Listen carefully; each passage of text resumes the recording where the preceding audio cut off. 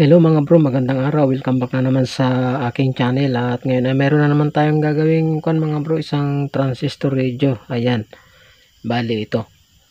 Okay, so bali ang problema ng transistor na ito mga bro ay itong mga IF nya sira na. Dahil sa wala tayong pamalit ay nagdesisyon yung may-ari na bumili na lang tayo ng ng bagong board. Ito galing sa online ito mga bro. Bali ang halaga nito ay nasa 233, ayan, o 280 pati shipping pina. Ayan, so titestingin natin mga bro kung legit ba itong nabili natin, dahil yung mga nag-comment naman dun sa mga ibang bumili ay okay naman, kaya lang iba talaga yung sagap sa probinsya, sabi naman dun. Pero titestingin natin kung legit mga bro, kakabit natin. Okay, so hindi ko rin alam kung may mga nabibili lang na puro mga ganito lang, puro AF lang, kaya yung may-ari nagdesisyon ay buo na lang daw para sigurado. Okay, so dun sa dati niyang board ay parehas lang naman. Ang pinagkaiba lang dito ay yung kanyang variable capacitor. Ayan o, ibang klase. Ito yung ito, solo radyo lang ito. Ito naman apat yung adjacent niya. Bali sana ito yung may FM sana ito na baricap. Okay, subukan natin mga bro, istila doon. Tignan natin kung uubra ba ito. Ayan, so unahin muna natin to, tatanggalin muna natin tong dating board nya. Ayan, bali na baklas na rin mga bro. Ayan o, baklas na rin siya. Tanggalin natin tong kanyang battery. Bali ito yung mga pihitan. Ayan, tanggalin natin. Okay pa naman tong speaker nya, ito lang ang problema. Wala namang problema dito sa kanyang board. Okay naman yung mga transistor dito, mga resistor, capacitor. Okay naman, pati itong kanyang variable capacitor okay pa naman. Bali ito lang talaga yung problema. Ang naging sakit nito mga bro ay kung ito inadjust-adjustan ng may-ari na sobrahan. Pagka nasusobrahan ng higpit, kasi itong ito adjustan na ito pinaka carbon na ito na adjustan, nababangga niya yung pinaka pirit core dun sa loob niya. Ayan, kaya ganun nasira yung pinaka may ulo-ulo yan dun sa loob. Pagka naisagad mong nahigpitan yan, nababangga niya, nababalik yung nasa loob. Okay, tanggalin na natin.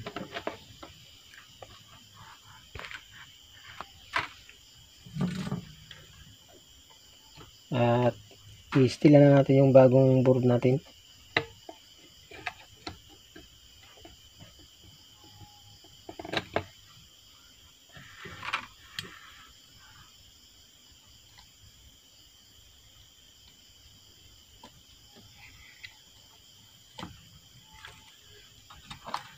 Ayan. Oops, di pa natanggal.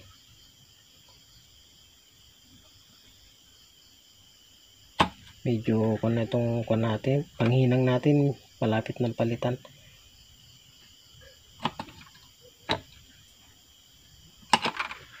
Ayan. Okay, tanggalin na natin. So sa ibang video natin mga bro, para sa mga baguhan o bago ka pa lang dito sa channel ko, ay meron tayong kung paano i-wiring ito. Ayan. Okay, so ganyan.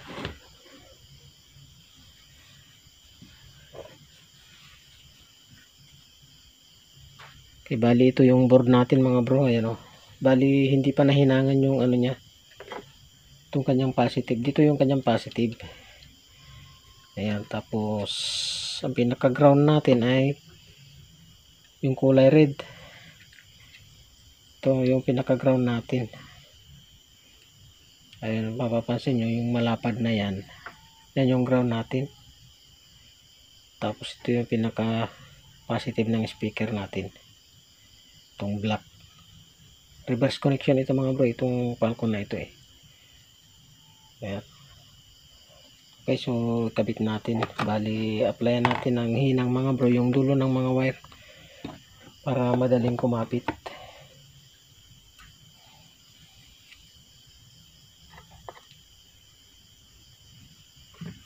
So applyan natin.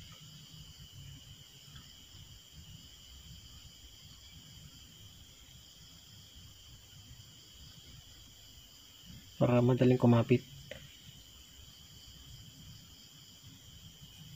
Ayan. Applyan din natin yung ground natin. Huwag nyong mga bro sundan yung kulay pula, ibig sabihin positive. Hindi. Reverse connection itong natin itong transistor radio na ito. So, matesting natin kung legit. So ito ilagay natin sa spring dun sa negative, yung kulay red.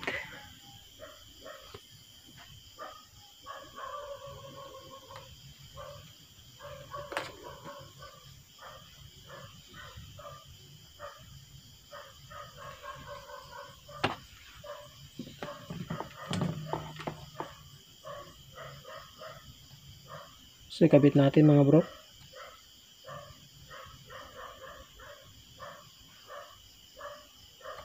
Yan.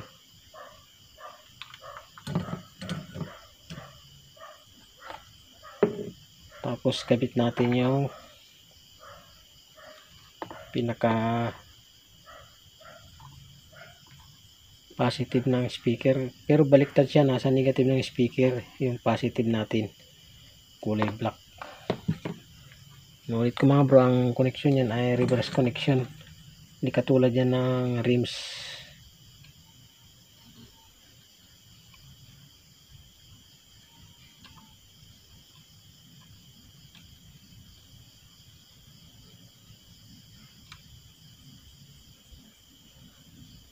Ayan.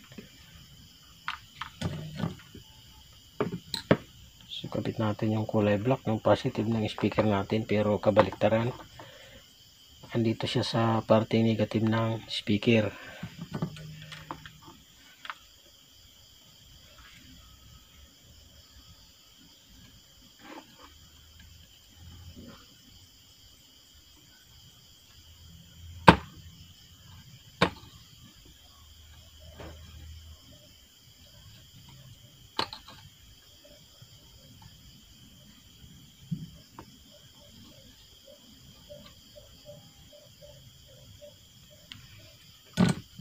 Okay, kabit na natin. Kabit naman natin yung positive natin mga bro. Ito yung positive natin. Ito. Ayan. Tapos applyan natin yun. Itong pinakakuha natin na ito. Positive natin.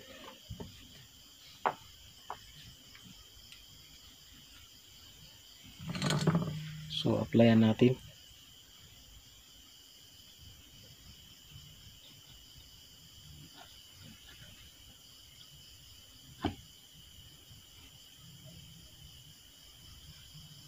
Ayun.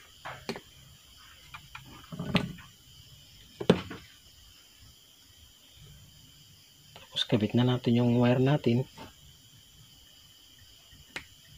So wala na yung kanyang hibla. Nako, putulan natin tapos applyan natin.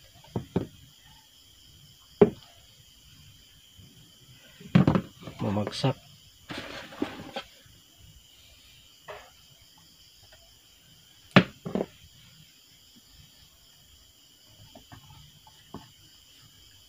Ayan, applyan natin para madaling kumapit. Ganyan gawin nyo mga bro pag nagpapakapit kayo ng wire. Applyan nyo muna.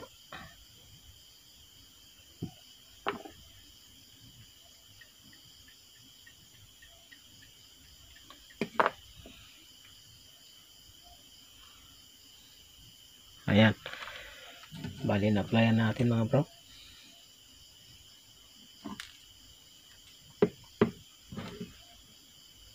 Okay, subukan natin ikabit ngayon.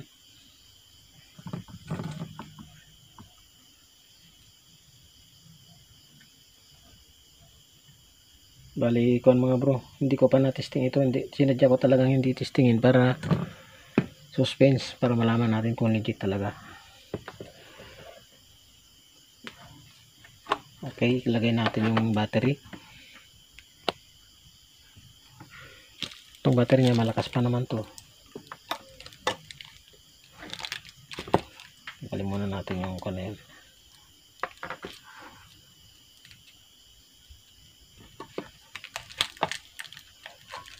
Ayan, suspense. So i-switch natin. Ayun.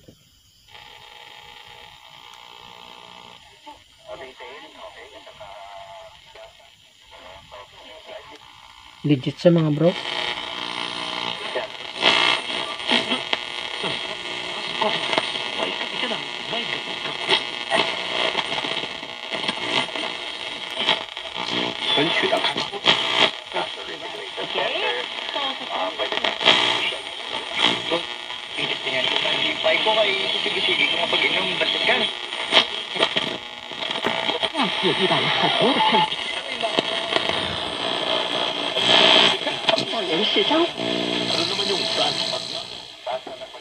Pagsasanay, ang kakayahan. May vlog ko, tapos lalapit ang mga lag.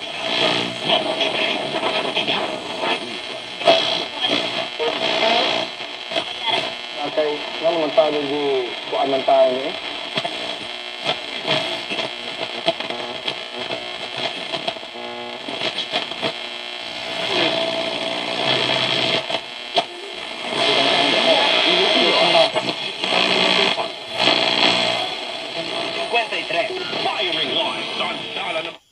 Okay, legit siya mga bro. Tanggalin ko lang yung panghinang para hindi niya ma-pick up. Maugong. Ulitin natin. Online viewers natin. Living. Sabihin, may mga pasyente silang matatanda. At Pagbisita ni Japanese Prime. andun men.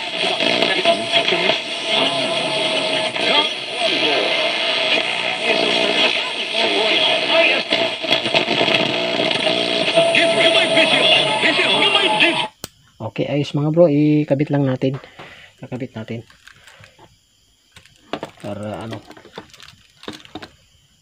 mas komportable siya. Ayos naman yung kanyang pick up.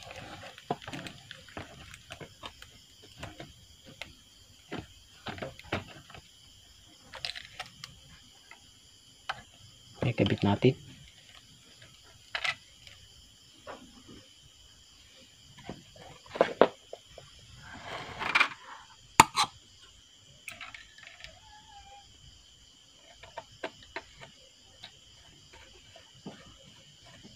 Ayan. Tapos tanggalin muna natin yung kanyang battery. Para kapit natin yung isang kanya screw.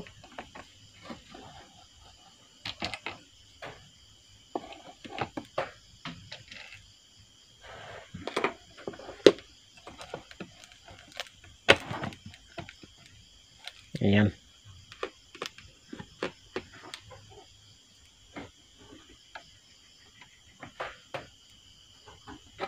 So, kabit natin yung kanyang screw.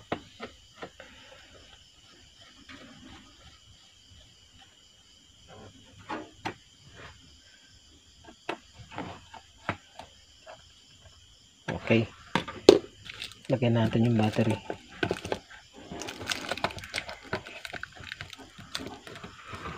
Tapos lagyan natin yung mga pihitan.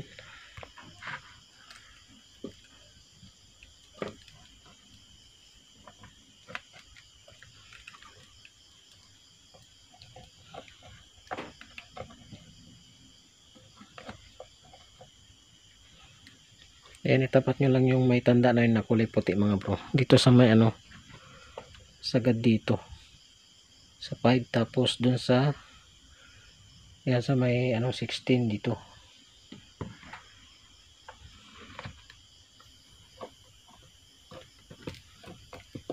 Ayan, ganyan. So, subukan natin. 也希望你能从张火。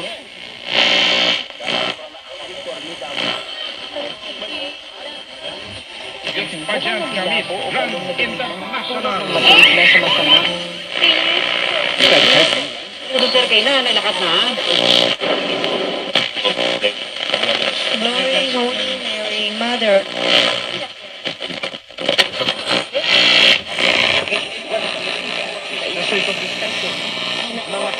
Bagong QR code. Ito